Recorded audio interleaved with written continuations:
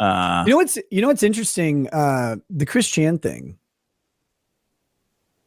I mean, that's interesting, isn't it? Like how that ended up working out, like how Chris Chan was released with no charges. And oh, really? You didn't that happen? I didn't know that. No, I don't follow that shit. She's out of prison. Where is she? Chris. Where's the mom? Bonded out or released by court order from custody. April 3rd, 2023. Wait, no, that was 27th of March, 2023. Hold on, I'm find it. Is it not illegal to rape your mom? Is that not did they not need to make that a law? On April 3rd, the Greene County Circuit Court followed up with a release order. Chris thus spent 1 year and 7 months behind bars. Chris is in August 2023. Chris's incest charge was dismissed as a result of David Helberg having filed for an autism disorder deferred disposition a year prior. So there you go. Wow. So she's out. I guess. Looks like it. Where'd she go? Out. Let me see if we have any some updates. Maybe she can verify this medallion. Let's see. Autism disorder deferred disposition. The reason that this case was sealed is because there was so much intense legitimate and illegitimate external interest about Ms. Chandler. Blah, blah, blah. An autism deferred disposition refers to a Virginia law passed in 2020, which could result in a deference of further court proceedings with the defendant placed on probation terms set by the court. Could also result in the charge being dismissed if the defendant completes certain criteria set by the judge before a review time of their case. The case was reviewed on 7th of March and 8th of August, 2023. Chris Chan must have complied with all of the requirements. Huh. So there you go. Where the hell's the new goofy content? 1 year and 7 months behind bars, but it was autism disorder deferred. I don't think there was there a conviction ever? It's just dismissed.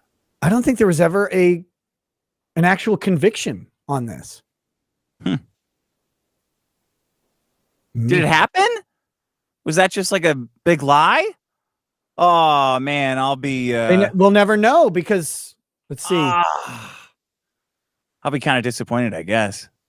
That was a good end. Let's see. No indictment presented. Continued. Dismissed on 8/8. So like literally it was never there. I don't think they ever even had trial. No way.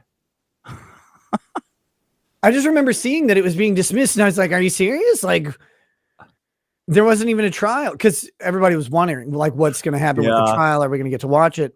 And then just kind of quietly dismissed out. I mean, that was in August of 2023. Like that's almost a year ago. No one's fucking. We're fiending for a trial. That's what we really need. Like a big.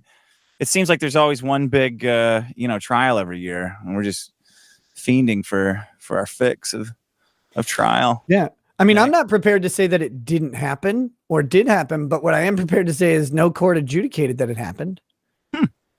It's really fucking wild. Hold on, there is I can read the segment on the text of the autism deferred disposition.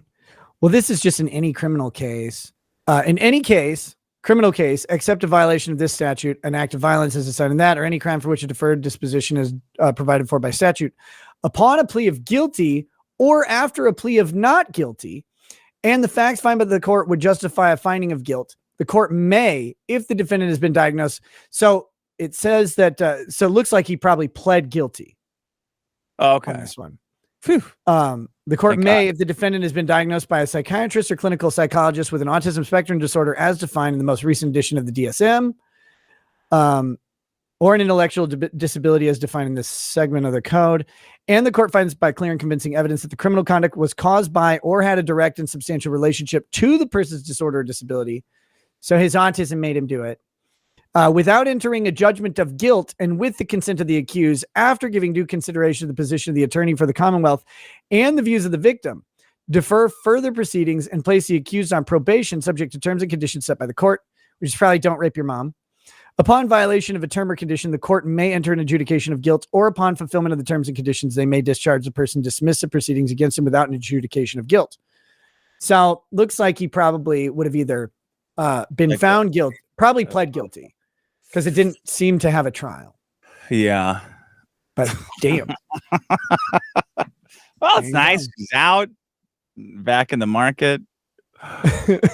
No internet. Did they take away your internet? Or it would probably be nice if they could do that. But I don't know. The conditions only lasted for 1 year. So as of August of 2023, presumably those conditions are lifted. Since the case is dismissed, the court no longer has jurisdiction over it. It's done. Great. No felony. That's the solution here. Christianity just got turned back loose on the world, and after a year can do whatever they want again. Is it likely to defend on someone else's mom? I mean, I don't know. I would rather rape someone else's mom than my mom, but I don't have. Okay, Dr. Disrespect. That was a weird statement. I had to. But if you put a gun in my head, I mean, I don't know if it's like a ranking so much, but I kind of feel like it is in her case.